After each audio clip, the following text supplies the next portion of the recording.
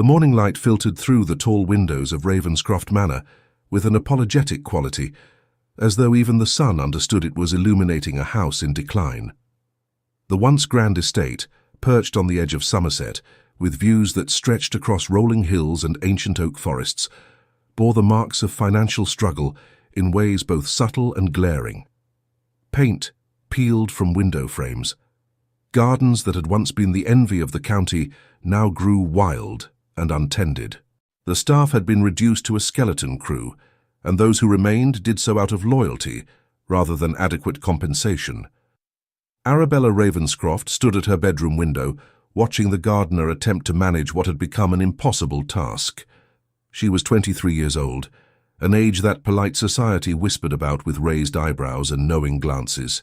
Her sisters had married at 19 and 20, respectively, both making matches that society deemed appropriate and advantageous.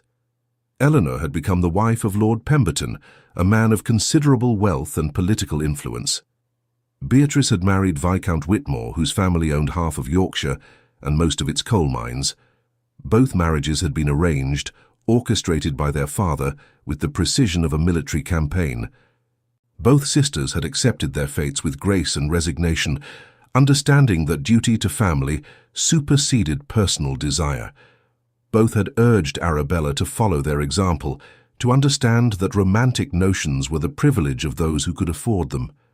Arabella had other ideas entirely. She turned from the window, her reflection catching in the tarnished mirror above her dressing table. Dark hair fell in waves past her shoulders, unpinned and unrestrained in a way that would scandalize any proper lady's maid. Her eyes, an unusual shade of amber that her mother had once called leonine, held a spark of defiance that no amount of societal pressure had managed to extinguish. She was beautiful in an unconventional way, with strong features that suggested character rather than delicate compliance. The knock at her door came with the predictable rhythm of bad news. "Miss Arabella." The voice belonged to Mrs. Hemsworth, the housekeeper who had served the Ravenscroft family for 30 years and had watched Arabella grow from a wild child into an equally wild woman. "Your father requests your presence in his study." Arabella closed her eyes briefly, steeling herself. "I'll be down shortly." She knew what awaited her. Another conversation about duty, about family obligation, about the precarious position they found themselves in. Lord Henry Ravenscroft had lost his fortune through a combination of poor investments and poorer judgment, trusting men who proved unworthy of that trust. The estate was mortgaged to the hilt, creditors circled like vultures, and the only asset remaining was his unmarried daughter. The study smelled of old leather and older desperation. Her father sat behind his desk, a man who had aged a decade in the past 2 years. His hair had gone completely grey, his face lined with worry and sleepless nights. Once robust and commanding, he now seemed diminished, hunched over ledgers that told the same grim story, no matter how many times he reviewed them. "Arabella." He looked up, and she saw exhaustion in his eyes. "Please, sit." She remained standing. "If this is about another suitor, father, I must tell you, we are ruined." The words came out flat, devoid of emotion, as though he had rehearsed them until they lost all meaning. "Completely, utterly ruined. The bank has given us until the end of the season. If we cannot secure funds by then, we will lose everything. The house, the lands, everything that has been in our family for 6 generations. Arabella felt the floor shift beneath her feet. She had known things were bad, but this stark pronouncement carried a finality that took her breath away. "Surely there must be something we can do. We could sell some of the—" "There is nothing left to sell." Her father stood, moving to the window with the gait of a much older man. "Your sister's dowries depleted what remained of your mother's jewels. The artwork is gone, the horses are gone, the London house was sold last year." He turned to face her, and she saw something in his expression that frightened her more than anger ever could: resignation. "There is one option remaining. A gentleman of considerable means has expressed interest in meeting you." "No." The word came out sharper than she intended. "Father, I have met a dozen such gentlemen, and each one has been worse than the last. Men who want a trophy or a nursemaid, or simply a woman too desperate to refuse their advances. I will not— This is different. Her father's voice carried an edge of desperation. The Duke of Ashford has requested an introduction. The name landed between them like a stone dropped into still water, sending ripples of implication in all directions. Everyone knew of Vincent Hawthorne, the Duke of Ashford. At 32, he was considered one of the most eligible bachelors in England, perhaps in all of Europe. His wealth was legendary, his estates vast and profitable, his lineage impeccable. More remarkably, he had remained unmarried despite a decade of determined pursuit by every ambitious mother and daughter in society. The Duke was known for his intelligence and his standards. He had rejected countless matches, turned away from arrangements that would have been advantageous to any other man, maintained a reputation for integrity that was unusual among his peers. Rumors suggested he sought something more than beauty or breeding, though what that something might be remained a mystery that fueled endless speculation in drawing rooms across the country. The Duke of Ashford. Arabella repeated the name slowly, processing this information. Why would he possibly be interested in meeting me? I have no dowry, no connections, nothing to offer. He requested you specifically. Her father retrieved a letter from his desk, handling it as though it were made of gold leaf. He wrote to me directly, asking permission to call. He mentioned seeing you at the Worthington Ball last season and being impressed by your conversation about the Reform Act. Arabella vaguely remembered the evening in question. She had been cornered by a pompous baron who insisted women should not concern themselves with politics. She had responded with perhaps more passion than wisdom, citing specific provisions of the legislation and their likely social impact. The exchange had not been quiet, and she had noticed several people watching with varying degrees of shock and amusement. He wants to meet the woman who made Lord Ashbury turn purple with indignation. A ghost of a smile crossed her father's face, the first she had seen in months. Arabella, I am not asking you to agree to anything. Simply meet the man. Have a conversation. If you find him intolerable, I will not force the issue, regardless of our circumstances. She wanted to believe him, but the weight of their situation made such promises hollow. If she refused the Duke, what would happen to her father? To the servants who had served them faithfully? To the legacy of her family? The prison of obligation tightened around her, even as she tried to maintain her stance of independence. When is he expected? Tomorrow afternoon for tea. Her father's relief was palpable. Please, Arabella, just give him a chance, for all our sakes. That night, Arabella lay awake, staring at the canopy above her bed. The fabric was faded and worn, much like everything else in the house, a constant reminder of decline and desperation. She thought about her sisters, both seemingly content in their arranged marriages, though she suspected Eleanor's letters were carefully edited to omit any unhappiness. She thought about her mother, dead these past 5 years, who had married for love and paid for it with decades of genteel poverty before her heart simply gave out from the stress. The world was not kind to women who chose their own paths. Society had rules, expectations, consequences for those who defied convention. Yet Arabella had never been able to simply accept what she was told, to comply without question, to surrender her own judgment to the dictates of others.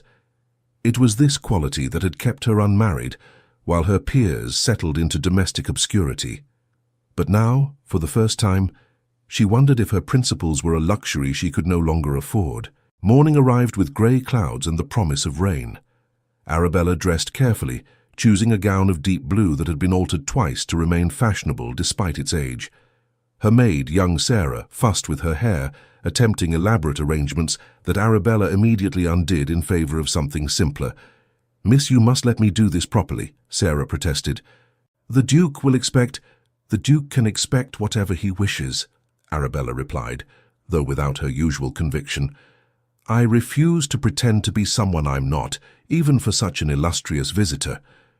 As the afternoon approached, Arabella found herself growing increasingly agitated. She paced her room, rehearsed conversations in her head, imagined a dozen different scenarios, none of them comforting. The Duke of Ashford would arrive expecting a proper lady, educated in the arts of pleasing men and managing households. He would find instead a woman who read philosophy, debated politics, and questioned the very foundations of the society that shaped both their lives. It would be a disaster. He would leave within the hour, her father would be crushed, and their already dire situation would become completely hopeless. The weight of this impending failure pressed down on her with physical force. Then, as she stood once again at her window watching the lane that led to the house, an idea took hold. It was reckless, perhaps even mad, but it offered an escape from the suffocating expectations of the afternoon ahead. If the Duke was determined to meet Arabella Ravenscroft, let him meet the real woman, not the carefully constructed facade that society demanded. She summoned Sarah with unusual urgency. "I need your help with something," Arabella said, and the look on her face must have been alarming because Sarah took a step backward. "I need to borrow one of the staff uniforms." Sarah's eyes widened. "Miss, I don't understand. What are you—" "The Duke is coming to evaluate me like a horse at auction. I'm tired of being put on display, tired of performing like a trained monkey for the amusement of potential husbands." Arabella began unbuttoning her fine gown even as she spoke. "If he wants to know who I really am, let him see me as I would choose to be, without pretense, without games. Your father will be furious." Sarah's protest was weak, betrayed by the glimmer of mischief in her own eyes.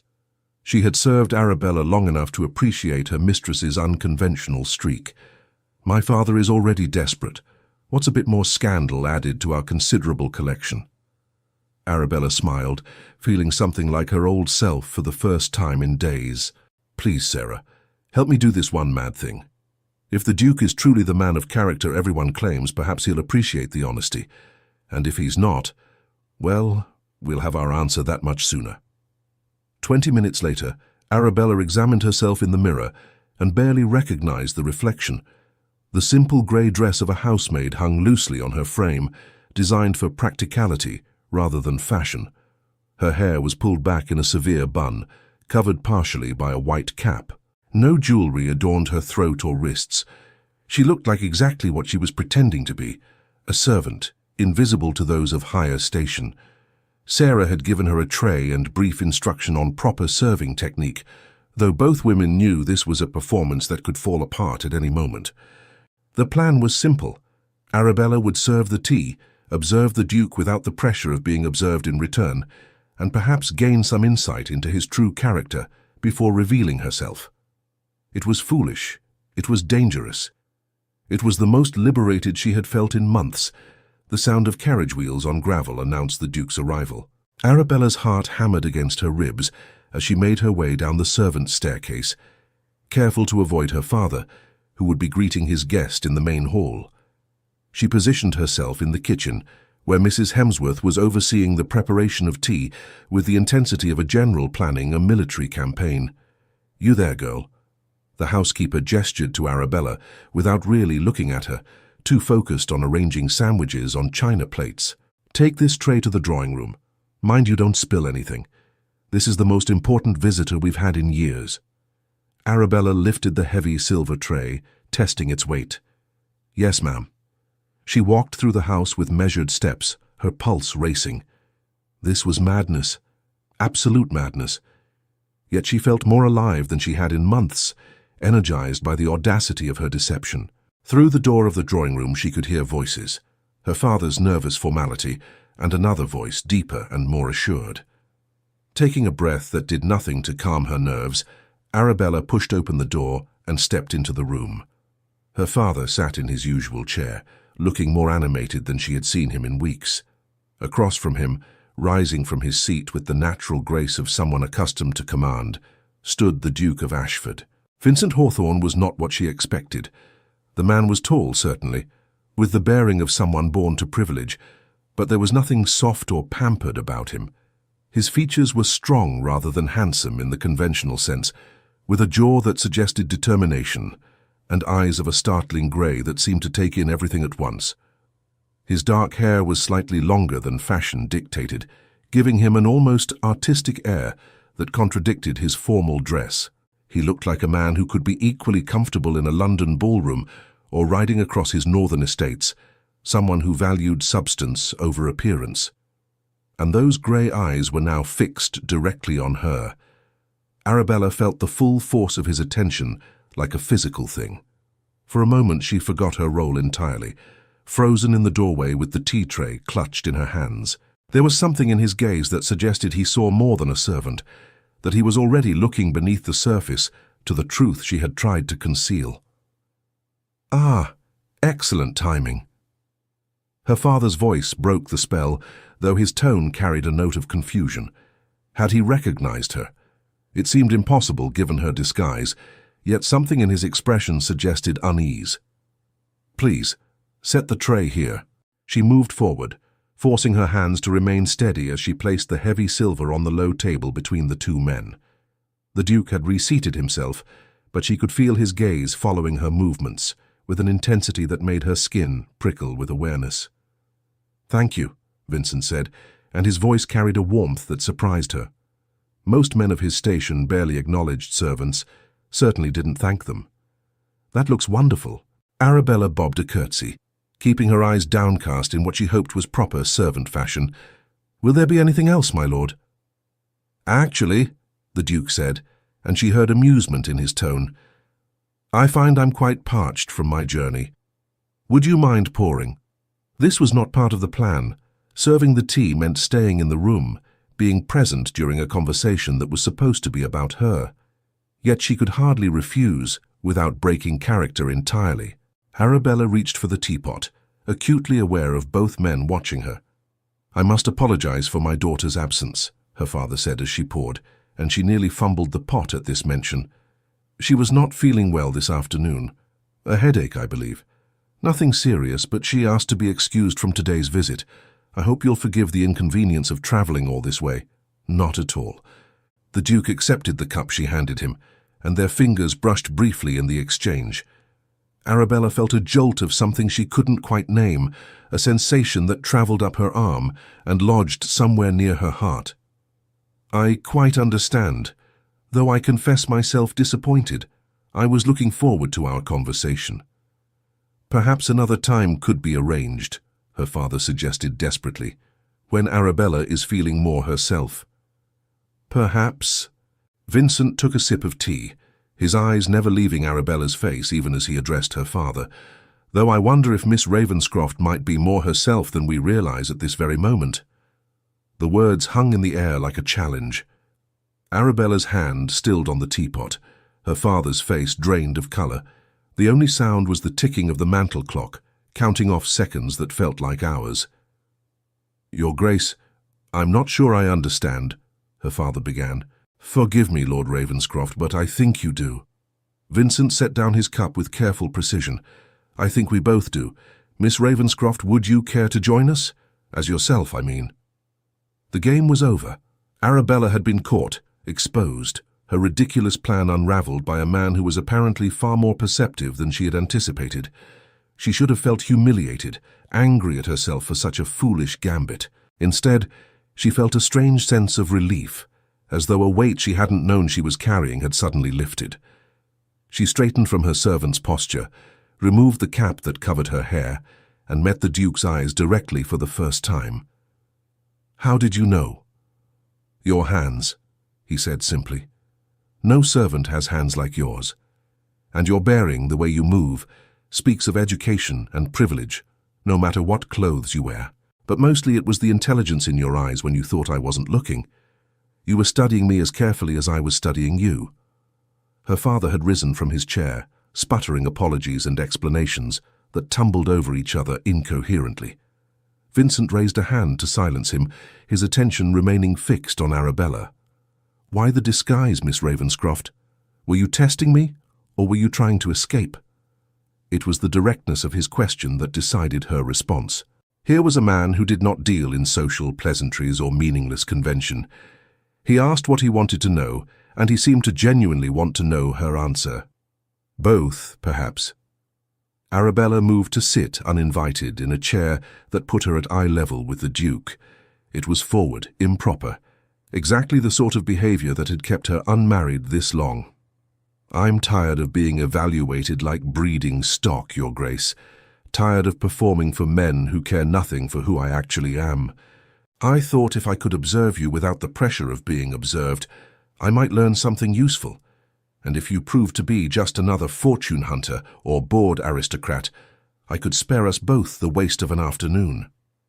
The silence that followed her words was absolute. Her father looked as though he might faint.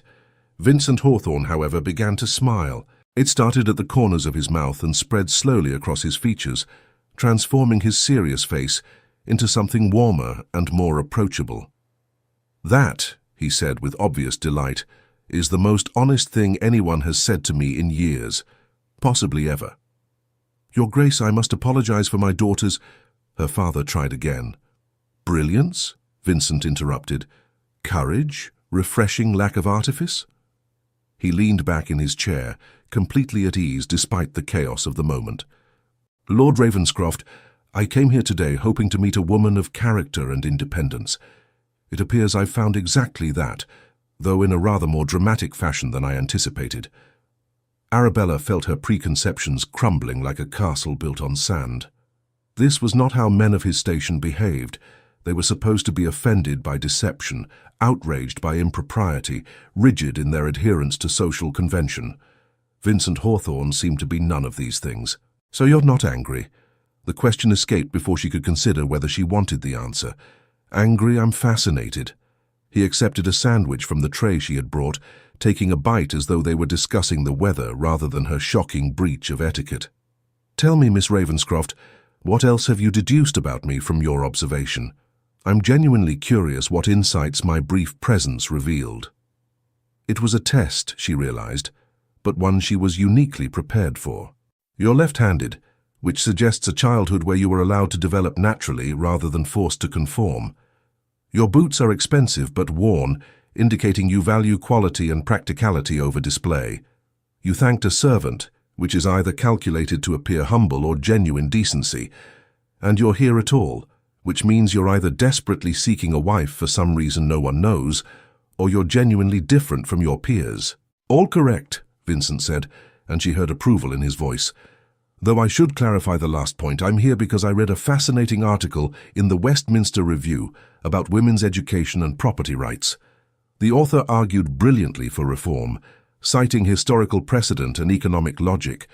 It was signed only with initials, but I made inquiries. The writer was you." The revelation hit her like cold water. She had published that essay anonymously, never imagining it would be traced back to her. Political and philosophical writing was no occupation for a lady, and she had been careful to hide her involvement. "How did you discover—" "I have my methods." The Duke's smile turned conspiratorial. "Your arguments about women's capacity for business and finance were compelling. I happen to agree with most of them, which puts me at odds with the majority of my class. When I learned the author was an unmarried woman of good family, who was known for her unconventional views, I became curious.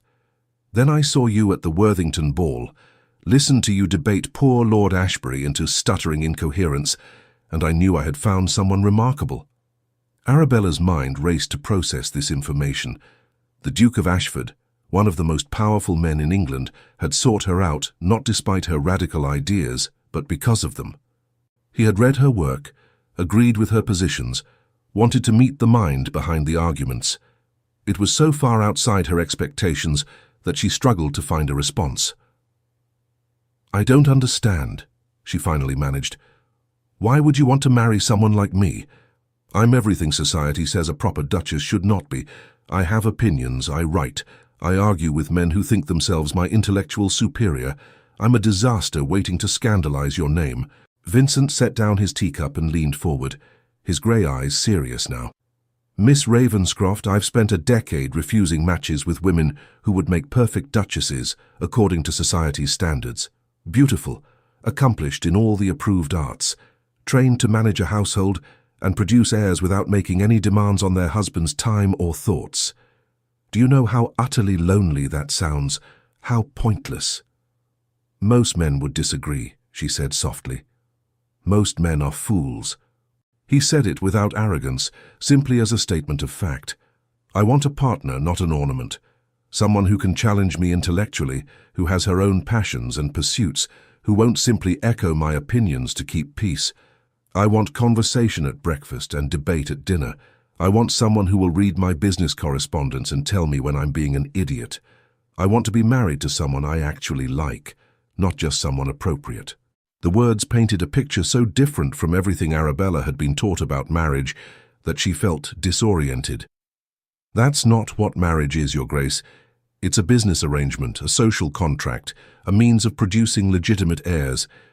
Love and friendship are pleasant additions if they happen to occur, but they're not the foundation. Why not? The question was simple, but profound. Why shouldn't marriage be built on mutual respect and genuine affection? Why accept less when we could have more? Her father had been silent through this exchange, watching with an expression that cycled between hope, confusion, and dawning wonder. Now he cleared his throat tentatively. Perhaps I should give you young people some privacy to continue this conversation. That would be highly improper, Arabella said automatically. Good, Vincent replied. We've already established that propriety is not our primary concern. Lord Ravenscroft, thank you for the tea. Might I request permission to walk with your daughter in the gardens? I promise to remain in sight of the house at all times. Permission was granted with almost desperate enthusiasm. Minutes later, Arabella found herself walking alongside the Duke through the overgrown gardens of her childhood home, still wearing the grey dress of a maid, feeling as though she had stepped into some kind of fever dream. The threatened rain had held off, leaving the air fresh and cool. Vincent walked with his hands clasped behind his back, seemingly content with silence as they navigated paths that were barely visible through the encroaching wilderness. Your gardens have potential, he observed. They remind me of my estate in Northumberland. Wild but beautiful. Some things improve without too much human interference. Or they've been neglected because we can't afford gardeners, Arabella replied bluntly. There's no point in pretty metaphors, Your Grace. You know our situation. My father is ruined, and I am his last desperate attempt to salvage something from the wreckage. That's why you're really here, isn't it? Not because you read my essay or heard me argue about politics. You're here because you know I have no choice but to accept any reasonable offer. Vincent stopped walking, turning to face her with an expression she couldn't quite read. You think I would take advantage of your circumstances? That I'm the kind of man who would trap a woman into marriage because she has no other options? I don't know what kind of man you are, Arabella said honestly. We've known each other less than an hour, most of which I spent pretending to be your servant. You say beautiful things about partnership and respect, but words are easy. Actions matter more. You're right. He resumed walking, and she fell into step beside him. You have no reason to trust me. You've likely encountered enough men who said one thing and meant another. So let me propose something unusual. Let's spend time together over the next few weeks. Not as officially courting, not with any pressure or expectation, just as two people getting to know one another. I'll answer any question you ask. You can observe me in various situations, form your own judgment about my character. At the end of that time, if you decide I'm worth considering, we can discuss the possibility of marriage. If not, I'll help your father manage his debts without any obligation on your part. Arabella stopped walking. You'd help us even if I refuse you? Why wouldn't I? Your father's financial troubles are the result of bad luck and worse advisors, not moral failing. He doesn't deserve to lose everything, and you certainly don't deserve to be forced into marriage with someone you neither respect nor like, even if that someone is me. Vincent plucked a late-blooming rose from a bush that had gone wild, examining it with the same careful attention he had given her. I've been fortunate in life, Miss Ravenscroft. Wealth I didn't earn, privilege I didn't deserve, opportunities that were gifts of birth rather than merit. If I can use those advantages to help good people in difficult circumstances, why wouldn't I? Because that's not how the world works. She heard the bitterness in her own voice. Men don't help without expecting something in return.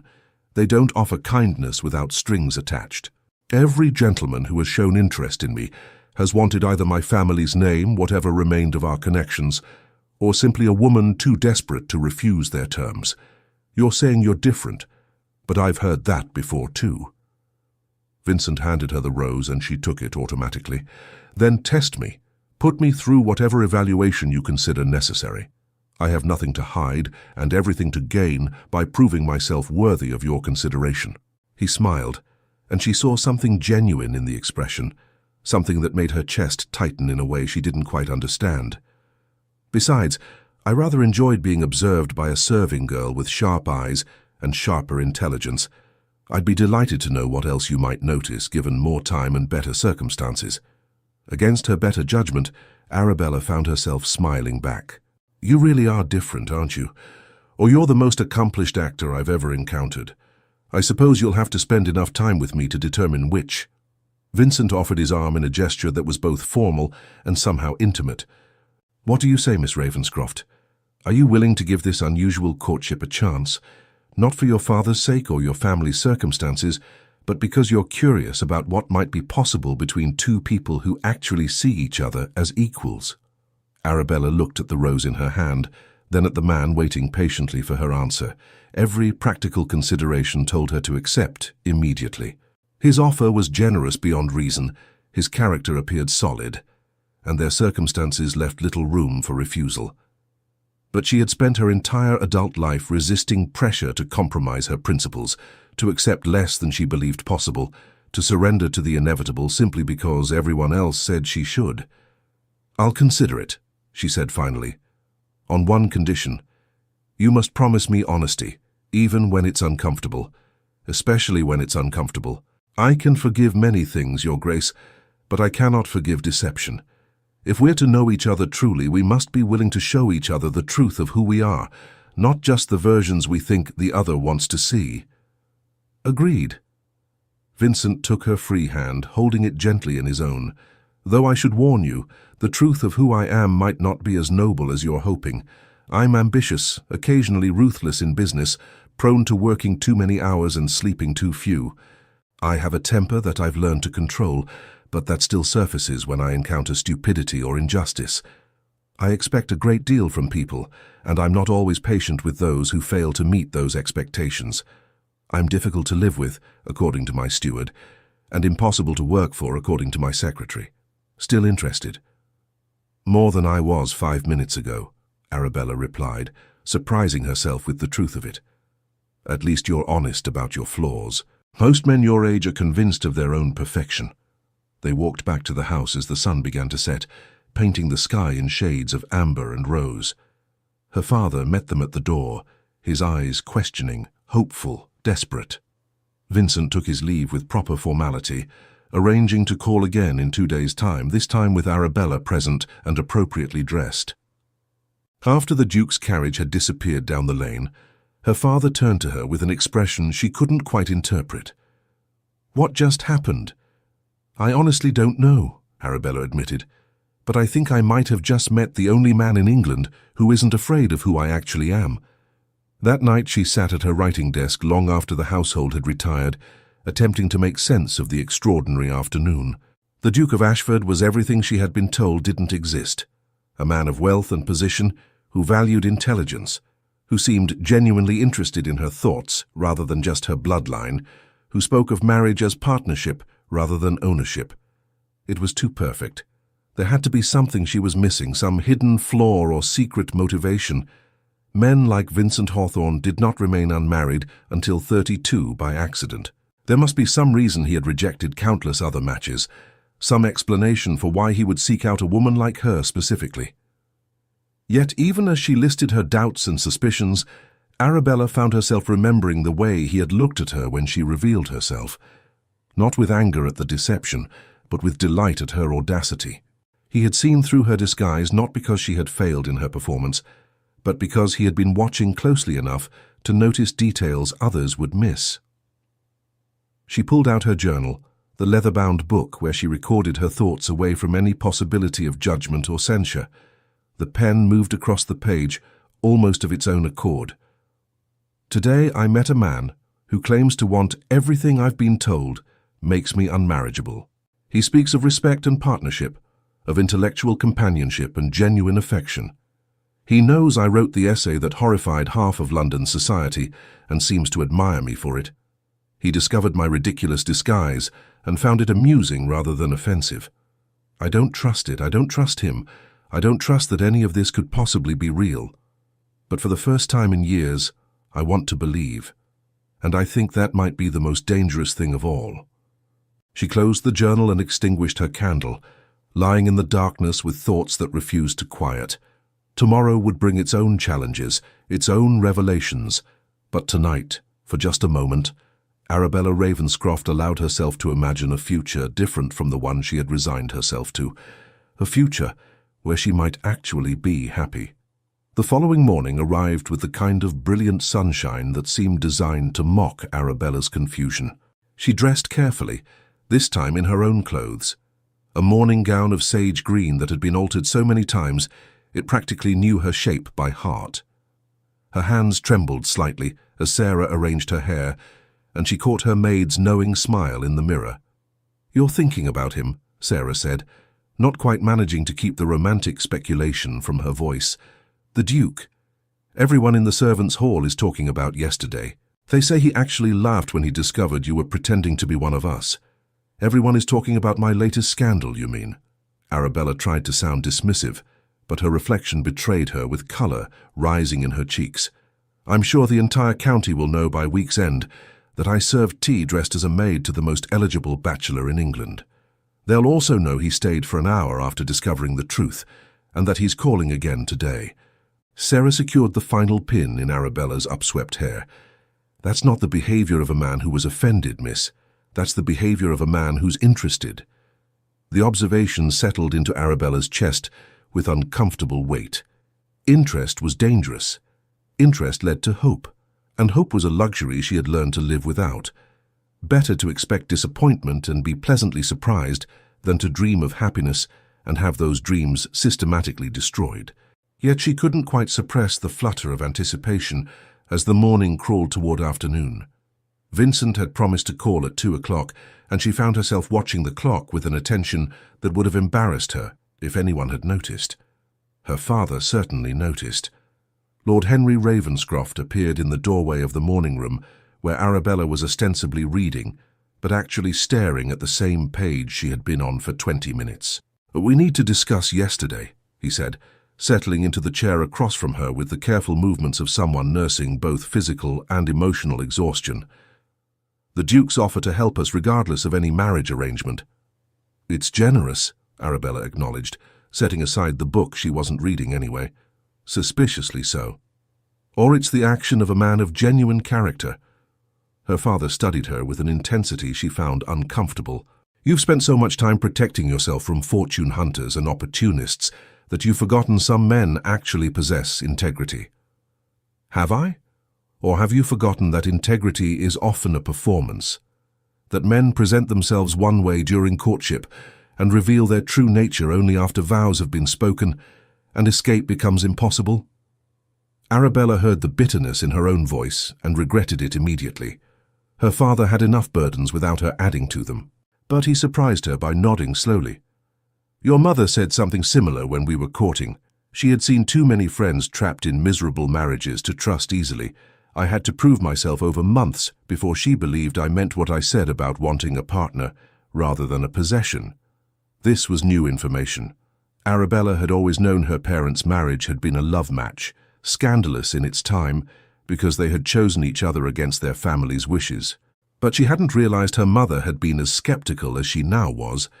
"How did you convince her?" "I didn't, really. She convinced herself by watching me, by testing me with difficult questions and impossible situations, by observing how I treated people who couldn't benefit me, servants, tenants, strangers. Your mother was one of the most intelligent people I've ever known, and she didn't trust words. She trusted actions, patterns, the truth that emerged over time." He smiled, and Arabella saw genuine warmth there for the first time in months. "Give the Duke the same chance. Watch him. Test him if you must. But don't reject the possibility of happiness simply because you're afraid of disappointment." The words stayed with her as she changed for the Duke's visit, this time into a proper afternoon dress of cream muslin with delicate embroidery at the hem. She looked like a respectable lady now. No hint of the maid's costume that had been yesterday's rebellion, yet she felt less herself in these fine clothes than she had in borrowed servant's garb. Vincent arrived precisely at 2 o'clock, driving himself in a curricle rather than arriving in a formal carriage with servants. It was another small detail that spoke volumes, a man comfortable with his own company, who didn't require constant attendance to maintain his sense of importance. This time Arabella was properly present in the drawing room when he was announced. She rose as he entered, and felt that same jolt of awareness that had struck her yesterday. He was dressed less formally today, in riding clothes that suggested he had come directly from some outdoor activity, and there was colour in his cheeks that spoke of wind and exertion. "Miss Ravenscroft." He bowed over her hand with perfect propriety, but his eyes held amusement. "I confess I'm relieved to find you dressed as yourself today, though I did rather enjoy yesterday's performance." "Your Grace." She managed to keep her voice steady, despite the warmth spreading through her from where his fingers touched her glove. "I hope you can forgive my deception. It was childish and inappropriate." "It was honest and brave." He released her hand but held her gaze. "You wanted to see me as I actually am, without the performance we both put on for society. I respect that more than I can say." Her father had arranged to be absent, claiming business in the village with transparent convenience.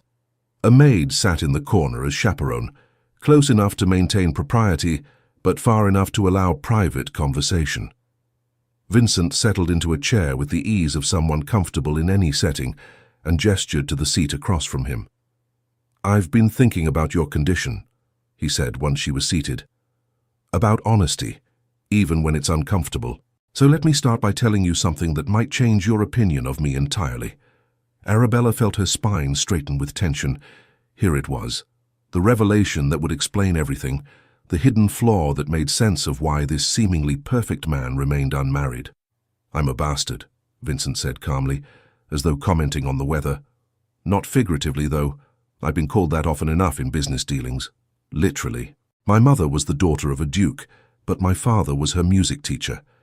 When the pregnancy became impossible to hide, my grandfather forced her into a hasty marriage with a dying earl who gave me his name in exchange for a comfortable final year.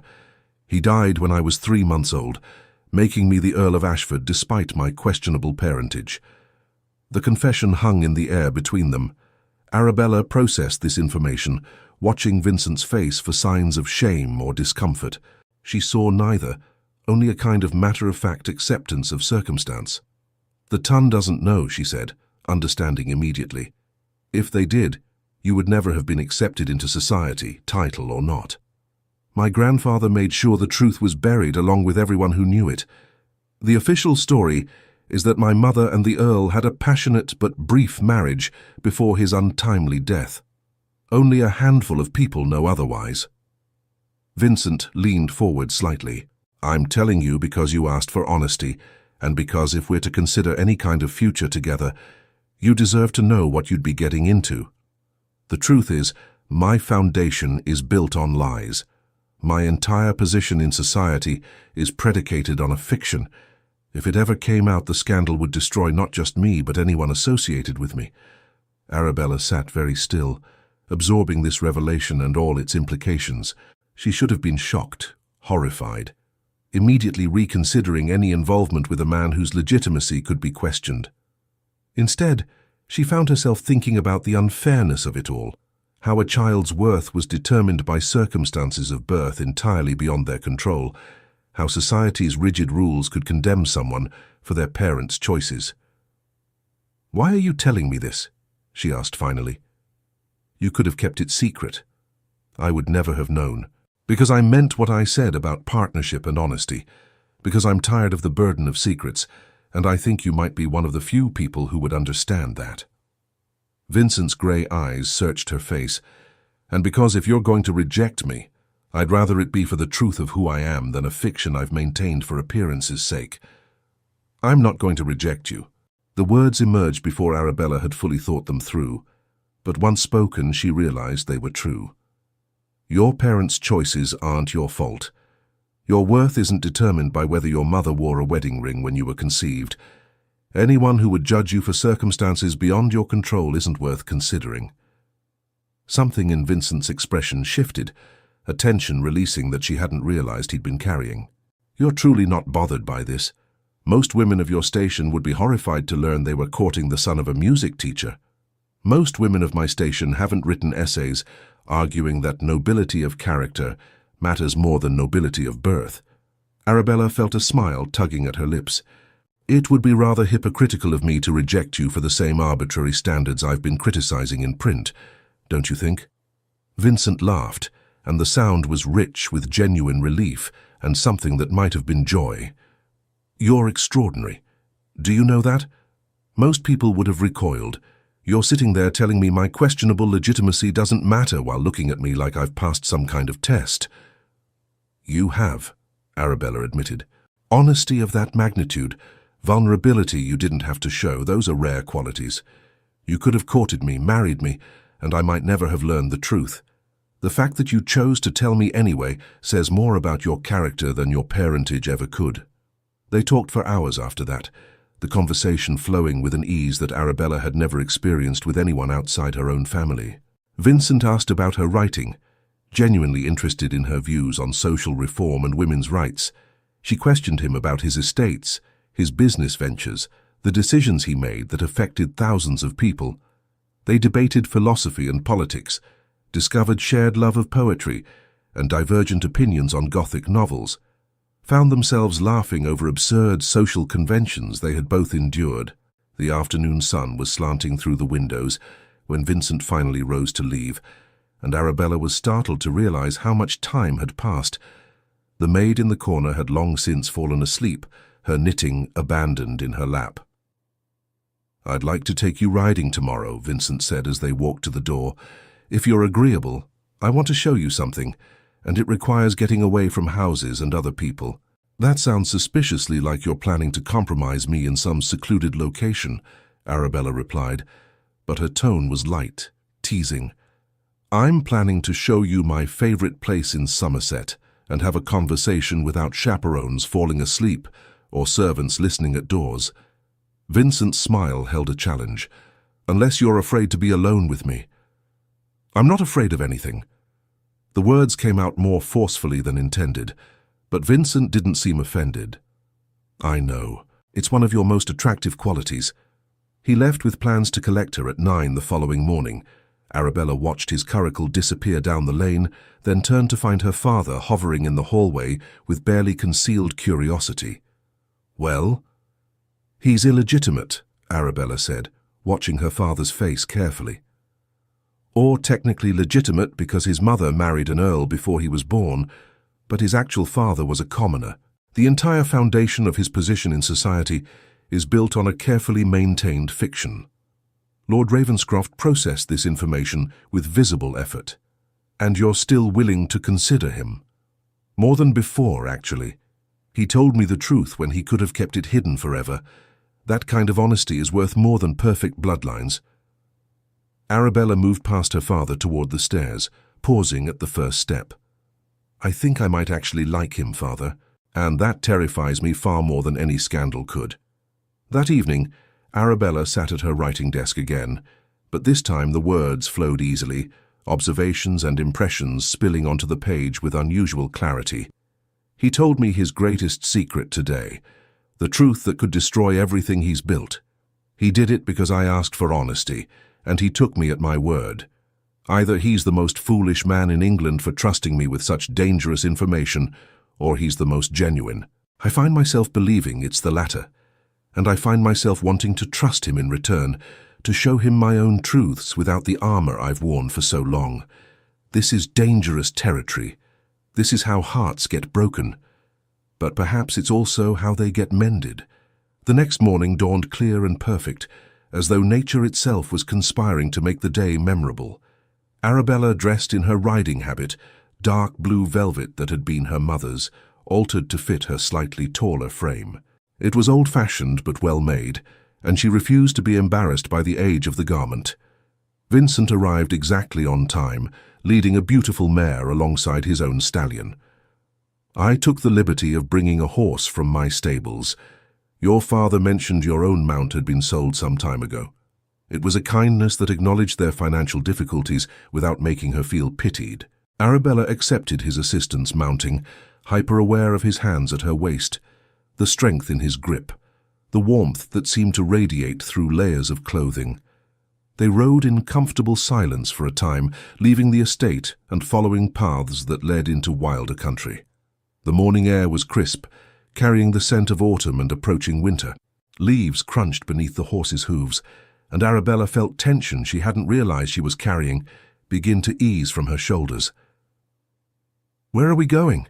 she asked finally, curiosity overcoming her contentment with the silence. "You'll see." Vincent glanced at her with a smile. "Patience has never been your strong suit, has it? Why should it be? Life is short, and wasting time waiting for things to unfold naturally has always seemed foolish when you could simply ask directly and get answers faster." A fair point. He guided his horse along a narrowing trail and she followed, though sometimes the journey matters as much as the destination. They rode for another 20 minutes, climbing gradually into hills that overlooked the valley below. Finally, Vincent drew his horse to a stop at the crest of a ridge, and Arabella pulled up beside him. The view was breathtaking. Somerset spread out beneath them in a patchwork of autumn colors, gold and amber, russet and brown, with the occasional deep green of evergreens punctuating the landscape. In the distance, she could see the spire of the village church, the silver ribbon of the river, the ancient stone bridge that had stood for centuries. "My mother used to bring me here," Vincent said quietly, his gaze on the horizon. "When I was a child and the weight of pretending to be something I wasn't became too heavy. She'd tell me that titles and bloodlines meant nothing compared to the view from this hill, that beauty and truth existed independent of society's judgment, that I could be myself here, even if I had to wear a mask everywhere else." Arabella heard the emotion beneath his words, the hint of a lonely child seeking refuge from a world that would have rejected him if it knew his truth. She thought of her own childhood, privileged in so many ways, yet constrained by expectations that chafed against her natural inclinations. "She must have been a remarkable woman," Arabella said softly. "She was. She died 5 years ago." Vincent's voice caught slightly. "Pneumonia. She was gone within a week, and I never got to tell her that I understood what she was trying to teach me, that the person I am when I'm alone, when no one is watching and judging, that's who really matters." Without thinking about propriety or consequences, Arabella reached out and placed her hand over his where it rested on his saddle. The gesture was small but significant, a bridge across the space between them. "She knew," Arabella said with certainty. "Parents always know when their children understand them. She knew you heard her even if you never spoke the words." They sat in silence for a long moment, hands touching, looking out over the valley that spread beneath them. Arabella felt something shifting inside her, the careful walls she had built crumbling under the assault of genuine connection and shared understanding. "I want to show you something too," she said suddenly, surprising herself with the impulse. "Something I've never shown anyone." They rode back toward Ravenscroft Manor, but veered off before reaching it, following a path Arabella had worn herself over years of solitary walks. It led to a small structure hidden among overgrown gardens, a folly her grandfather had built decades ago, designed to look like a crumbling Roman temple, but actually quite sound beneath its artistic decay. "This is my writing place," Arabella said as she dismounted. "Where I come when I need to think without interruption or judgment, where I wrote that essay you read, and every other piece I've published under initials or anonymously." Vincent dismounted and followed her into the folly, ducking slightly to pass through the entrance designed more for aesthetics than practicality. Inside, the space was surprisingly comfortable. A worn chair sat beside a makeshift desk, constructed from an old door and 2 barrels. Books lined shelves that had been salvaged from somewhere, their spines cracked with frequent reading. Papers covered every surface, some carefully stacked, others scattered as though abandoned mid-thought. "This is wonderful," Vincent said, and she heard genuine appreciation in his voice.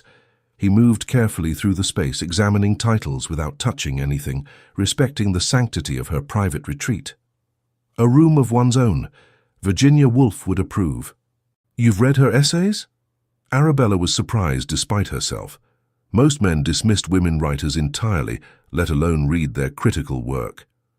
"I read everything I can find that challenges conventional thinking. Woolf, Wollstonecraft, even some of the more radical French philosophers my tutors insisted would corrupt my morals. Vincent turned to face her, and in the dim light filtering through the Folly's crumbling walls, his expression was serious. I wasn't exaggerating yesterday when I said I wanted a partner who could match me intellectually. I've spent my entire life pretending to be someone I'm not in public. I refuse to spend my private life doing the same. Arabella felt her heartbeat accelerate. They were alone here, truly alone, with no servants or chaperones, no social expectations or watching eyes. It was improper and dangerous, and exactly where she wanted to be. Why me? The question emerged raw and vulnerable. You could have any woman in England. Women with impeccable breeding, substantial dowries, connections that would benefit you politically and socially. Why pursue someone whose family is ruined, whose reputation is questionable, whose opinions make her unmarriageable by conventional standards? Vincent crossed the space between them in 2 strides, stopping close enough that she could see the flecks of silver in his grey eyes, could smell the combination of leather and wind that clung to him. Because every other woman I've met has been trying to become what she thinks I want. You're the only one who dared to be exactly who you are. Consequences be damned. His voice dropped lower, intimate in a way that made her skin prickle with awareness. Because you served me tea dressed as a maid, rather than perform for me like a trained dog. Because you write brilliantly about subjects women aren't supposed to understand and publish them despite knowing the scandal it could cause. Because when I told you I'm illegitimate, you didn't recoil in horror but argued that it makes me more interesting rather than less. Those are all reasons I'm completely inappropriate for someone of your position, Arabella managed, though her voice sounded breathless even to her own ears. Those are all reasons you're perfect for someone of my actual character rather than my supposed position. Vincent raised his hand slowly, giving her every opportunity to step back, and cupped her cheek with a gentleness that contrasted with the intensity in his eyes. I don't want appropriate, Arabella. I want real. I want you. The kiss, when it came, felt inevitable and shocking in equal measure. His lips met hers with careful tenderness, asking rather than demanding, waiting for her response before deepening the contact. Arabella's hands came up to grip his shoulders, anchoring herself as the world tilted and reformed around this single point of connection. She had been kissed before, stolen moments at balls with boys who thought themselves dashing, awkward encounters that taught her kissing was generally overrated as a romantic gesture. This was nothing like those fumbling experiences. This was heat and hunger tempered with patience, desire matched with respect, a conversation conducted without words but full of meaning. When they finally broke apart, both breathing hard, Vincent rested his forehead against hers. I should apologize, he said, though he didn't sound particularly sorry. That was completely improper. Good. Arabella surprised herself with the word, with the fierce joy flooding through her. I'm tired of propriety, tired of pretending I don't want things I'm not supposed to want, tired of being told that passion and intelligence can't coexist in a respectable woman. Then marry me. The proposal emerged urgent and earnest, without the formal preparation society would expect. Not because your father needs rescue or because I'm a good match on paper. Marry me because we could be extraordinary together, because I want to wake up next to someone who challenges me and excites me and makes me grateful to be alive. Because you're the only woman I've ever met who makes me want to be honest instead of convenient. Arabella pulled back enough to see his face clearly, to search those grey eyes for any hint of deception or doubt. She found neither, only intensity and hope, and something that looked remarkably like the emotions churning through her own chest. I need time, she said, and saw disappointment flash across his features before he controlled it. Not because I doubt you, because this is happening so fast, and I need to be sure I'm choosing from desire rather than desperation. You offered me weeks to get to know you. I'm asking for that time. Let me be certain that what I'm feeling is real and not just relief that someone finally sees me as I actually am. Vincent stepped back, giving her space, and she saw understanding replace disappointment. You're right. I'm rushing because I've waited so long for this that now it's here. I want to seize it immediately, but you deserve time to be certain, so take it. Ask me anything. Test me however you need. I'll prove myself worthy of your trust, however long that takes. They rode back to Ravenscroft Manor in silence, but it was a comfortable quiet now, charged with possibility rather than awkward with uncertainty. When they reached the house, Vincent helped her dismount with perfect propriety, as though they hadn't just kissed in a hidden folly like characters from a scandalous novel. "May I call on you tomorrow?" he asked formally, for the benefit of any servants who might be watching. "I'd like that." Arabella felt herself smiling, unable to suppress the expression even though it probably revealed too much. "Perhaps we could discuss your views on property reform. I've been researching inheritance laws, and I have some questions about primogeniture." Vincent's answering smile was brilliant. "Most women want to discuss fashion or gossip. You want to debate legal reform. Most women are boring." Arabella turned toward the house, then paused and looked back at him. "For what it's worth, Your Grace, I think my answer will be yes. I just need to arrive at that conclusion myself, rather than having it chosen for me by circumstance or pressure. Take all the time you need." Vincent mounted his horse with easy grace. "I've waited 32 years to find you. I can wait a few weeks more to make you my Duchess." He rode off, and Arabella stood watching until he disappeared from view. Her lips still tingled from their kiss. Her mind raced with implications and possibilities. Her heart, that organ she had thought safely armored against romantic foolishness, beat with an erratic rhythm that suggested it had ideas of its own. Her father met her at the door with barely concealed curiosity, but for once she didn't feel like sharing her thoughts. She needed to process what had happened, to examine her feelings with the same careful analysis she would apply to any important decision. This wasn't just about marriage or financial rescue. This was about the rest of her life, about choosing a partner who would shape her future in profound ways. That night, she wrote in her journal with shaking hands, "He kissed me today." More accurately, we kissed each other, and it was nothing like I expected. Everything actually was nothing like I expected. I thought I would meet him and find reasons to refuse. Instead, I'm finding reasons to accept. He's illegitimate, which should matter and somehow doesn't. He's wildly inappropriate for me, which makes him perfect. He wants me to be myself rather than a polished version designed to please society.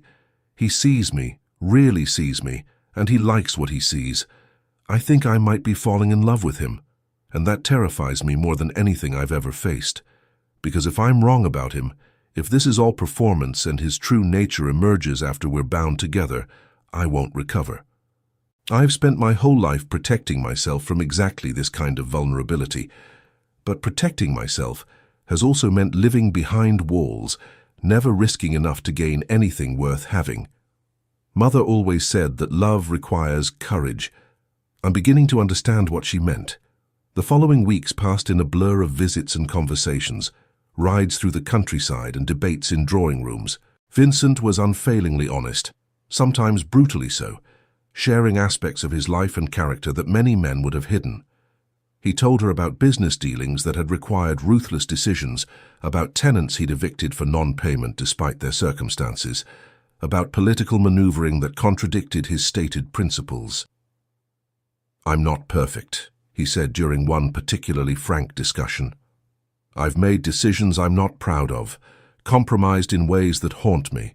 I want you to know the worst of me before you commit to anything." Arabella appreciated this honesty, even as some of his revelations troubled her.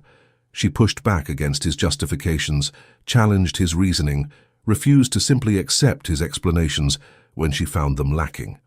And Vincent seemed to relish these debates, growing animated and engaged in ways that suggested he had been starving for exactly this kind of intellectual sparring. She introduced him to her writing, showing him essays she had published and others she kept private for being too radical, even for anonymous publication. He read them all with careful attention, offering thoughtful critique that improved her arguments rather than dismissing them. He connected her with his own publishers, opening doors that had been firmly closed to a woman writer. "You're making me dangerous," Arabella said, after he arranged for one of her more controversial pieces to be published in a respected journal. "Once I have a platform, I'll use it. I won't suddenly become moderate and acceptable just because I'm a duchess." "Good." Vincent took her hand, a gesture that had become comfortable through repetition. "The world needs more dangerous women. Polite silence has never changed anything worth changing." They visited his estate in Northumberland, a journey that required 3 days of travel and raised eyebrows across Somerset. Arabella's father accompanied them as chaperone, but the trip allowed her to see Vincent in his own environment, to observe how he interacted with people who depended on him. What she saw impressed her. Vincent knew his tenants by name, understood their individual circumstances, made decisions based on long-term sustainability rather than short-term profit. He consulted with farmers about crop rotation and invested in improvements that benefited the land as much as his income. His steward clearly respected him, and the estate workers spoke of him with genuine regard rather than fearful compliance. "You're a better landlord than most," Arabella observed as they rode through fields being prepared for winter planting. "I expected arrogance from someone of your wealth and position. Instead, I find pragmatism and actual concern for the people who work your land."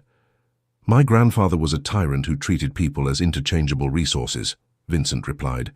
"I saw the damage that caused, the resentment it bred, the inefficiency it created. Treating people well isn't just morally right, it's good business. Happy tenants are productive tenants.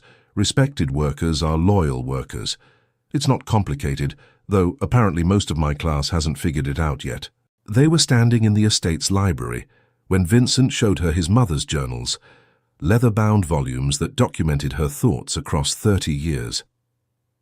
"I want you to read these," he said, handing her the first volume with obvious emotion.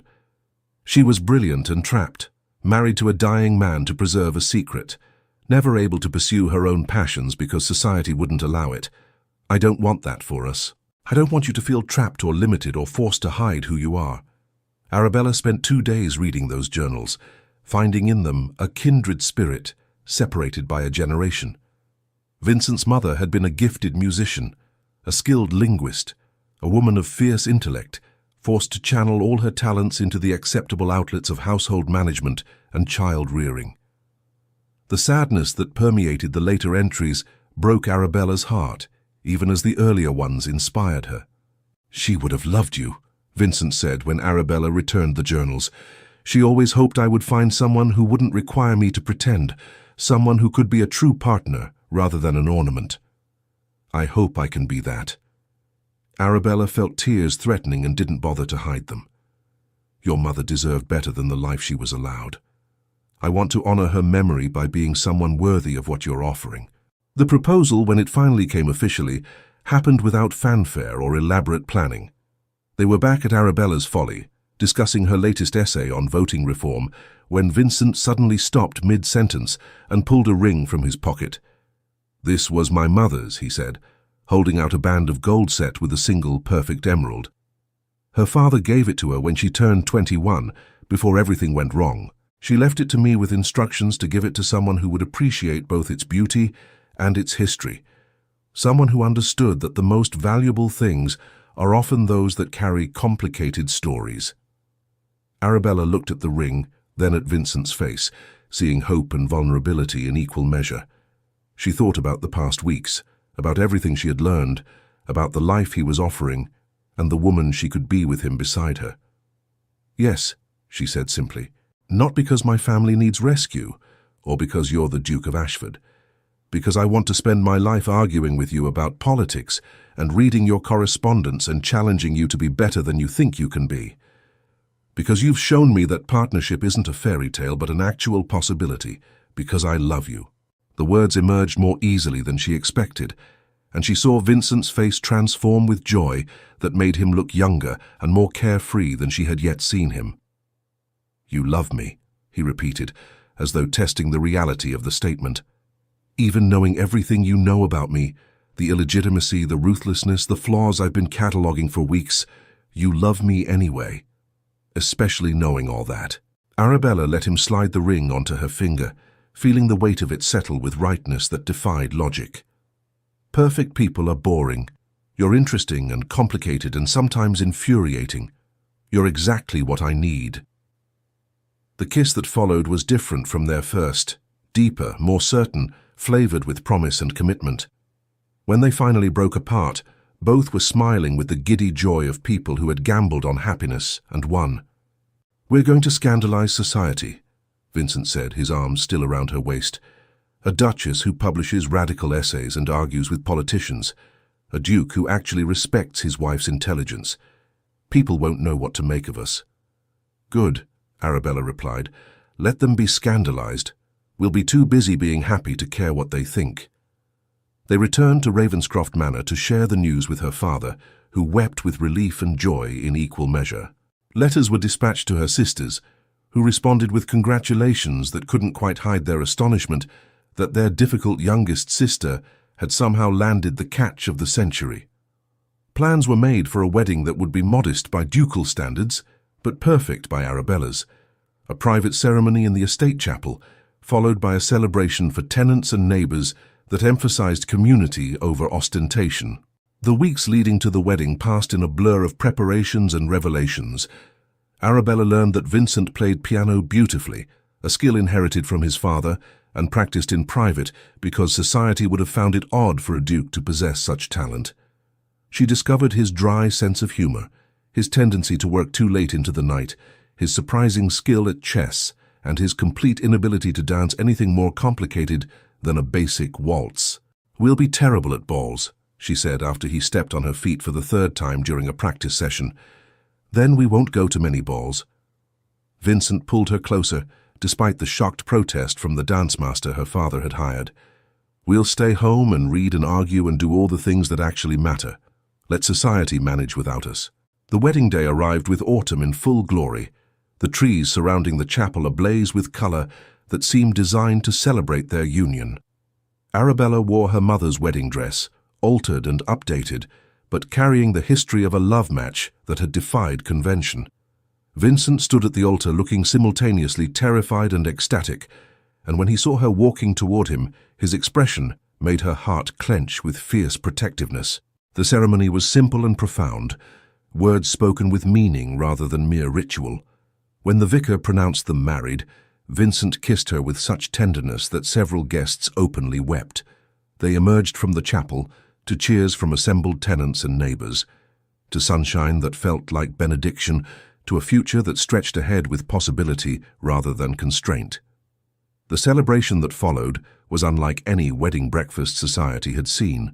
Instead of formal courses served in stuffy silence, long tables were set up in the garden, where tenants and gentry mingled with surprising ease. Music played, not a stiff orchestra, but local musicians who knew songs people actually wanted to hear.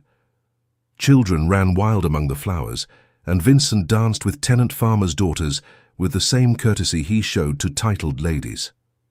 "This is perfect," Arabella said, watching her new husband laugh at some joke shared with an elderly groundskeeper. "Exactly what I wanted without knowing I wanted it." Eleanor, her eldest sister, appeared at her elbow with champagne and a complicated expression. "I'm happy for you, truly. But I confess I don't understand how you managed it. You broke every rule, defied every convention, and somehow ended up with the most eligible bachelor in England, genuinely in love with you. I stopped trying to be what people expected and started being who I actually am," Arabella replied. Apparently that's what he was looking for all along. Still, Eleanor shook her head in bemused admiration. "Serving him tea dressed as a maid. I can't believe that worked." "Neither can I." Arabella caught Vincent's eye across the crowd, and he smiled at her with such warmth that she felt it like physical touch. But apparently, sometimes the most ridiculous risks lead to the best outcomes. As the sun set and the celebration continued into evening, Vincent found her standing apart from the crowd, looking out over the estate that was now partially hers. He wrapped his arms around her from behind, resting his chin on her shoulder in a gesture of easy intimacy that still felt new and wonderful. "Happy?" he asked. "Terrified," she admitted, "and happier than I've ever been. And convinced I'm about to wake up and discover this was all a dream." "Not a dream." Vincent turned her to face him, his grey eyes serious in the fading light. "A partnership, an adventure, a choice we both made to be brave enough to be real with each other. That's rarer and more valuable than any fairy tale." They stood together as twilight deepened tonight, surrounded by the sounds of celebration, but existing in their own private moment of understanding. Arabella thought about the girl she had been weeks ago, so certain that marriage meant surrender. that choosing a partner required compromising herself. She had been wrong, though discovering that had required finding someone unusual enough to appreciate what made her different. "I love you," she said, still marveling at how easily the words came now. "I'm going to spend the rest of our lives challenging you and arguing with you and making you question everything you think you know. I hope you're prepared." "I'm counting on it." Vincent kissed her softly, then grinned. "Besides, I have plans to challenge you right back. We're going to make each other better, stronger, more fully ourselves than we could ever be alone. That's what partnership means." The first months of marriage were an education in ways Arabella had never anticipated.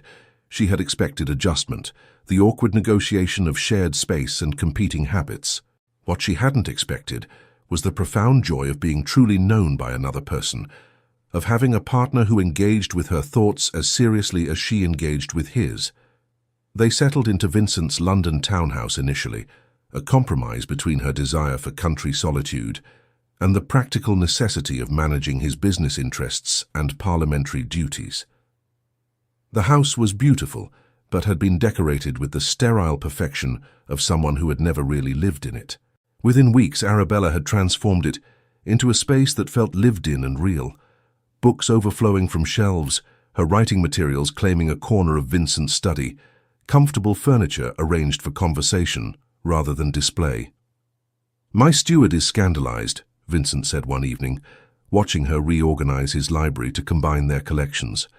"He says a duchess shouldn't be moving furniture and climbing ladders herself. Your steward can manage his own house however he likes." Arabella shelved another volume, this one a radical political treatise that would have horrified half of London's society if they knew it sat beside histories of the peerage. "This is our home. It should reflect who we actually are, not who we're supposed to be." Vincent moved to steady the ladder as she reached for a high shelf.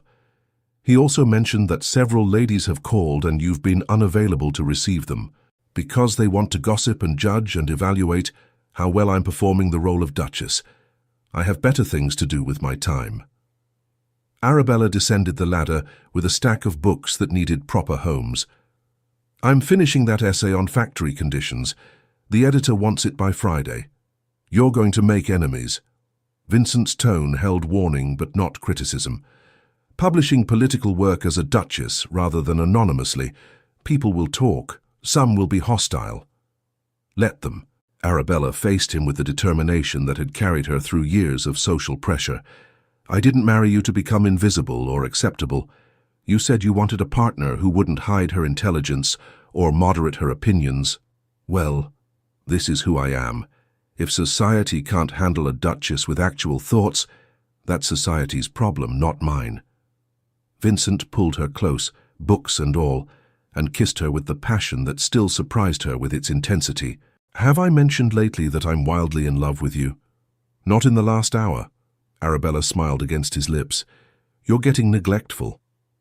Domestic happiness aside, Arabella quickly discovered that being a duchess came with expectations that ranged from tedious to infuriating. She was expected to host elaborate dinners, to visit and be visited by other titled ladies, to concern herself with fashion and furnishings, and the thousand trivial details that apparently occupied women of her station. The assumption that marriage would somehow transform her into someone different, someone properly conventional, was both insulting and exhausting. The first major social event they hosted as a married couple was a dinner for several of Vincent's parliamentary colleagues and their wives. Arabella spent the week beforehand researching the pending trade legislation they would be discussing, preparing arguments and questions that would move the conversation beyond polite inanity. Mrs. Pemberton, the wife of one of Vincent's political allies, arrived with the obvious intention of taking Arabella under her wing. She was a handsome woman in her 50s, dressed with perfect propriety, who had clearly appointed herself as guide to the newest Duchess. "My dear Lady Ashford," she said, with the kind of condescension disguised as kindness, "you'll want to make sure the ladies withdraw after dinner promptly. We'll leave the gentlemen to their politics and discuss more suitable topics in the drawing room." "Actually," Arabella replied with studied pleasantness, "I was hoping to participate in the discussion about the Corn Laws." I've been reading about import tariffs and their effect on domestic grain prices, and I have some questions about the proposed reforms." Mrs. Pemberton's smile froze in place. "How unusual, though I'm sure you'll find ladies' conversation more comfortable. Politics can be so dreary and complicated." "I find politics fascinating and less complicated than people pretend." Arabella excused herself before the conversation could continue, already tired of pretense and performance. The dinner itself was both success and disaster, depending on perspective. The food was excellent, the wine carefully selected, the service impeccable, but when the ladies were expected to withdraw, Arabella remained seated, looking expectantly at Vincent, as though waiting for the real conversation to begin. "The Duchess is interested in the trade legislation," Vincent said smoothly, addressing the table at large. "I've been curious about her perspective, actually. She has insights the rest of us might be missing." The discomfort was palpable. Several of the wives looked scandalized. The gentleman appeared uncertain how to proceed, but Lord Pemberton, to his credit, recovered quickly and addressed Arabella directly. "What aspects of the legislation interest you, Lady Ashford?" "The tariff structure seems designed to protect landowners at the expense of urban workers," Arabella said, grateful for the opening. "Keeping grain prices artificially high benefits those of us with estates, but forces labourers to spend disproportionate income on basic food. I'm curious how you justify that outcome while claiming to represent the nation's interests." The debate that followed was spirited and sometimes heated. Arabella held her own against men who had decades of parliamentary experience, citing specific provisions and economic data that made it clear she had done her research. Some of the gentlemen were impressed. Others were visibly irritated at being challenged by a woman. All of them left with the clear understanding that the new Duchess of Ashford was not going to conform to their expectations. After the guests departed, Vincent found Arabella in his study, still energized from the evening's discussions. "Mrs. Pemberton told me you were inappropriately forward at dinner. Lord Hartley said you were brilliant. Lord Simmons muttered something about women forgetting their place." He poured them both brandy, a shared indulgence they had adopted. "I believe we've successfully scandalized everyone." "Except Lord Pemberton." Arabella accepted the glass, savouring the burn of quality spirits. "He actually engaged with my arguments rather than dismissing them because of my gender. I like him." "So do I, which is why I warned him in advance that you would probably participate in the discussion." Vincent settled into the chair beside hers, looking satisfied despite the evening's social complications. "The others will either adjust or stop accepting our invitations. Either outcome is acceptable." "You're not worried about damaging your political standing?" Arabella studied his face, looking for signs of regret or frustration. "Having a wife who insists on speaking her mind can't help your career." "My career can survive some social friction. My marriage wouldn't survive you pretending to be someone you're not." Vincent reached over to take her hand, a gesture that had become habitual. "Besides, Lord Pemberton told me privately that his own wife is brilliant, but has learned to hide it for the sake of his career. He said he envies me for having a partner who won't do the same.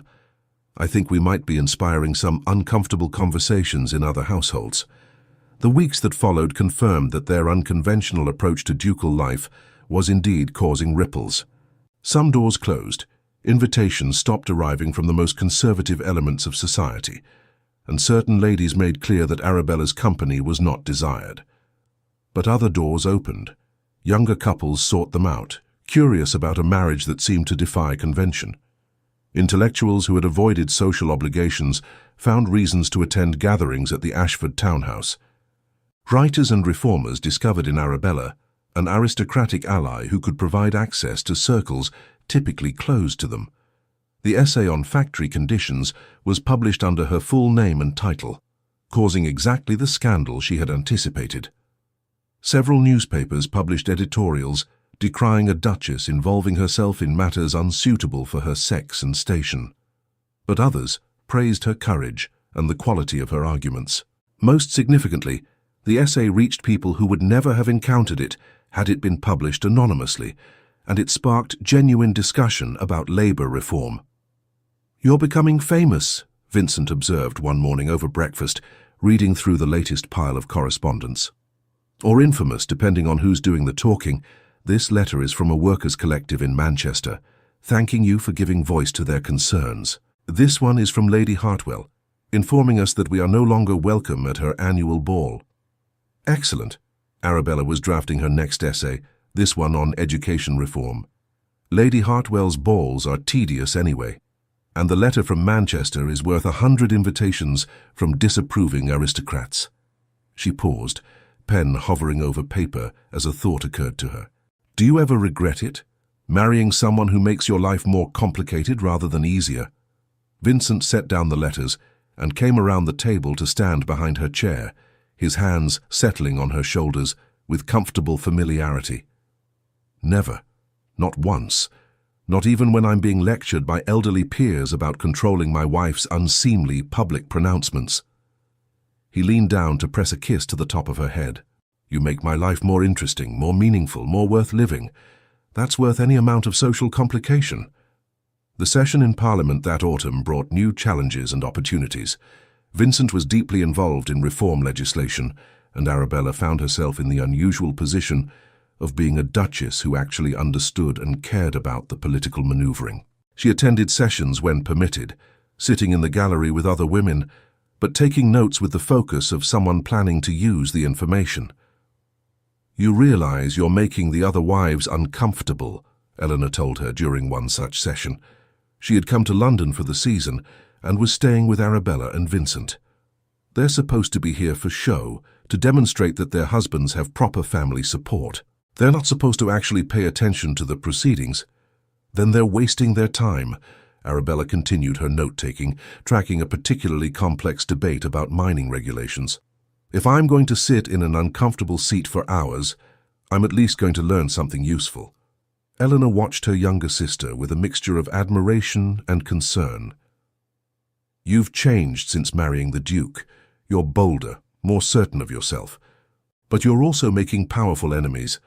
Lady Markham was saying just yesterday that you're a dangerous influence on younger women, giving them inappropriate ideas about their place in society. Good. Arabella looked up from her notes, meeting her sister's worried gaze directly. Society's ideas about women's place need to change. If I can help accelerate that process, why wouldn't I? I have advantages most women don't. Education, financial security, a husband who supports rather than suppresses my work. It would be wasteful not to use those advantages for something meaningful. I worry about you, Eleanor said softly, about the toll this constant fighting takes. You could have an easier life if you were willing to compromise just a little. Compromise how? By pretending to be stupid? By hiding my intelligence to make small-minded people comfortable? By accepting injustice because challenging it is inconvenient? Arabella shook her head firmly. I spent years doing exactly that, Eleanor. Making myself smaller and quieter and more acceptable, and I was miserable. I'd rather be scandalous and honest than respected and false. That evening, Arabella shared the conversation with Vincent as they prepared for bed. He listened thoughtfully while removing his cufflinks with the careful attention he brought to even small tasks. Your sister loves you and wants to protect you, he said finally. But she's also trapped in her own compromises. Married to a man she respects but doesn't love. Playing a role she finds stifling. Watching you live the kind of life she wishes she had chosen. Her concern comes partially from care and partially from envy. I know. Arabella sat at her dressing table, removing the pins from her hair with practiced efficiency. Sometimes I feel guilty about being happy when she's not, as though I don't deserve this freedom simply because I was stubborn enough to wait for it. Vincent came to stand behind her, taking over the task of unpinning her hair with gentle hands. You deserve it because you refused to settle for less than you needed. Eleanor made different choices, ones she thought were right at the time. You're not responsible for her regrets. They stood in comfortable silence while he finished with her hair, his fingers running through the dark waves with obvious pleasure. Arabella watched him in the mirror, still marveling at the reality of their partnership. 6 months into marriage, and she continued to discover new layers to the man she had chosen. I've been thinking, Vincent said, his hands settling on her shoulders. "About using our position more strategically. We have access and influence that could benefit causes we care about. What if we hosted salons, regular gatherings, where reformers and intellectuals could meet with sympathetic aristocrats and politicians? We could facilitate connections and conversations that might actually lead to meaningful change." Arabella turned to face him, excitement kindling in her chest. "That's brilliant. We'd be scandalous hosts, but we're already scandalous. We might as well make the scandal productive." "Exactly." Vincent pulled her to her feet, wrapping his arms around her waist. "We'll be strategic about it. Invite the right mix of people, make sure conversations happen that wouldn't occur otherwise. Use our social capital for something more valuable than maintaining social position." They began planning that night, mapping out potential guests and topics, identifying allies, and determining how to navigate the complex politics of bringing together people who wouldn't normally occupy the same rooms. It was the kind of project that utilized both their skills, her intellectual network and his political connections, her passion for reform and his pragmatic understanding of how change actually happened in aristocratic circles. The first salon was held on a wet November evening, bringing together an unlikely mix of poets and politicians, factory reformers and financiers, suffragists and sympathetic lords. Arabella had worried that the conversation would be stilted, or that the social differences would prove too great to bridge.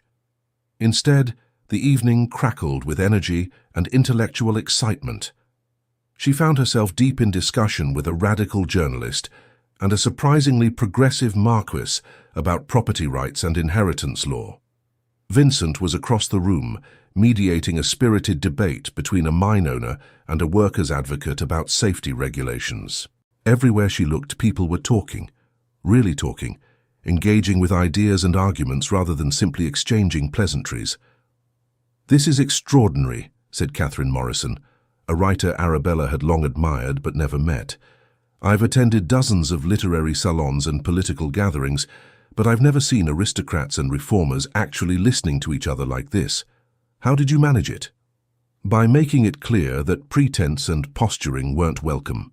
Arabella watched Vincent across the room, saw him laugh at something his conversation partner said, felt warmth spreading through her chest. "We set ground rules. Ideas matter more than titles. Arguments should be based on evidence rather than assertion, and everyone gets heard regardless of their social position. Then we invited people brave enough or curious enough to show up." "Your husband is unusual," Catherine observed, following Arabella's gaze. "Most men of his station would be horrified by the company you're keeping. He seems genuinely engaged." "He is unusual." Arabella felt a smile tugging at her lips. "That's why I married him." The salons became a regular occurrence, growing in attendance and reputation. They also increased the social price Arabella and Vincent paid. Invitations from the most conservative elements of society stopped entirely. Rumors circulated about the dangerous radicals being entertained at the Ashford townhouse. One particularly vitriolic newspaper editorial suggested that the Duke had been bewitched by his inappropriate wife and needed intervention before his political career was completely destroyed. "They're calling you a seductress who has corrupted me," Vincent said with amusement, reading the article in question. "Apparently, I was a respectable pillar of society until you came along with your dangerous ideas and scandalous behavior." "Should I apologize for corrupting you?" Arabella asked, not bothering to hide her own smile. "Absolutely not. Please continue corrupting me at every opportunity." But not everyone was amused. Lord Simmons, one of Vincent's former allies, confronted him in the corridors of Parliament with accusations that bordered on threats. "You're destroying your credibility," Simmons hissed, loud enough for nearby peers to hear. "Housing radicals and reformers under your roof, allowing your wife to publish political essays under your name, behaving as though social order doesn't matter. You're making enemies of people you need as friends." "Then perhaps I was friends with the wrong people."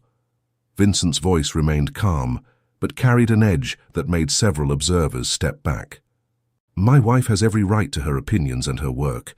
My home is my own, and I'll invite whomever I choose. And if that offends you, Lord Simmons, you're welcome to withdraw your friendship." The confrontation became the talk of Parliament, and drawing rooms across London. Opinions divided sharply. Some praised Vincent for standing by his wife. Others condemned him for allowing himself to be manipulated by a woman with inappropriate ambitions. The controversy reached such intensity that even supporters suggested Vincent might need to moderate his household's activities for the sake of his political future. Arabella felt the weight of this pressure acutely. She hadn't intended to damage Vincent's career, hadn't fully considered how her choices would affect his position. One evening, after a particularly difficult day where Vincent had lost a critical vote in Parliament, she found herself questioning whether her principles were worth the cost they were exacting.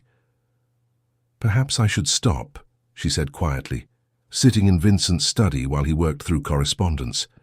"The essays, the salons, the public positions. Perhaps I should behave more like a conventional duchess so your work doesn't suffer." Vincent looked up sharply, his grey eyes intense. "Is that what you want?"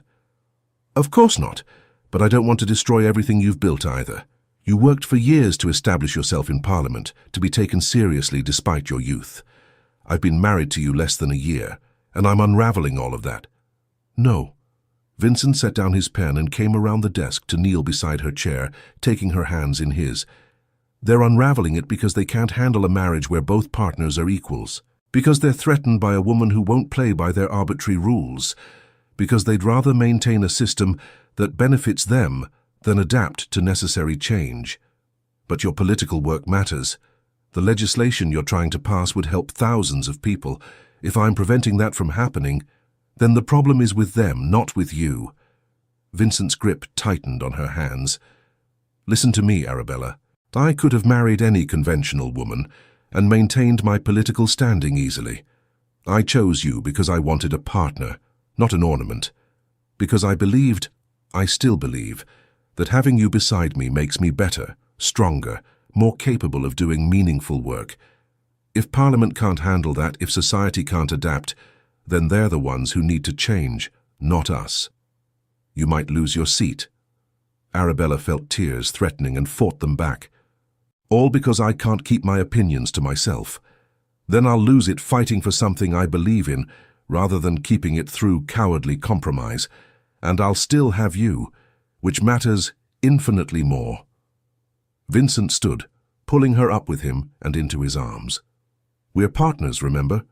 We face consequences together, and we don't apologize for being who we are. That's not negotiable." The conviction in his voice, the absolute certainty that they were right and their critics wrong, steadied something inside Arabella that had been wavering. She clung to him, grateful beyond words for a husband who saw her fears and met them with strength rather than resentment. "I love you," she whispered into his shoulder, "even when I'm terrified that loving you means hurting you. You've never hurt me. You've challenged me, inspired me, occasionally infuriated me, but never hurt me."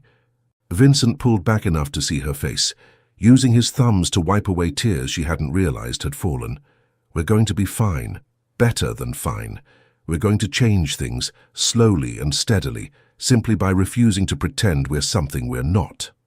Winter settled over London with unusual severity, bringing snow that turned the city beautiful and treacherous in equal measure. The social season slowed, giving Arabella and Vincent breathing room from constant scrutiny. They spent evenings by the fire, reading to each other and debating points of philosophy and politics, falling into comfortable routines that felt simultaneously domestic and intellectually stimulating.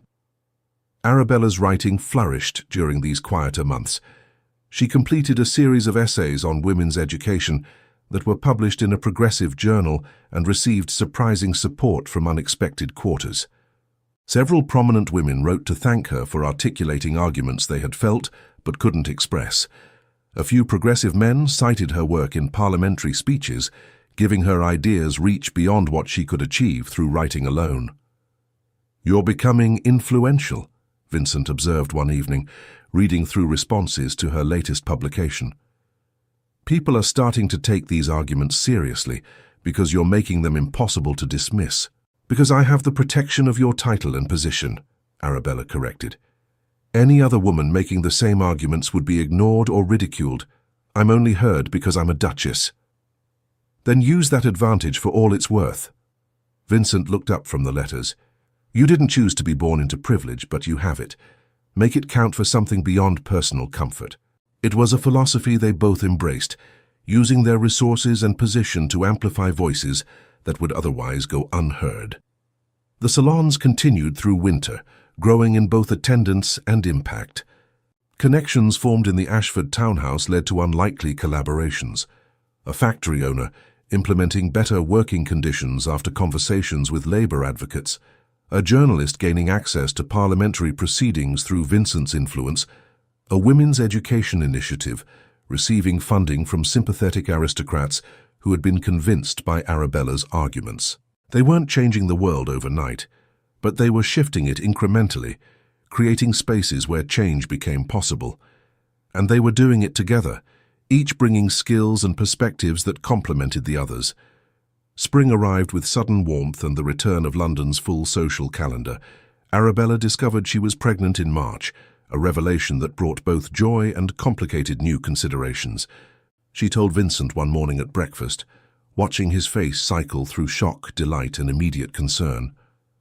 "Are you happy about this?" he asked carefully, coming to kneel beside her chair in what had become his characteristic position for important conversations. "We never discussed children explicitly. I should have asked what you wanted before assuming I'm happy." Arabella took his hand and placed it over her still flat abdomen.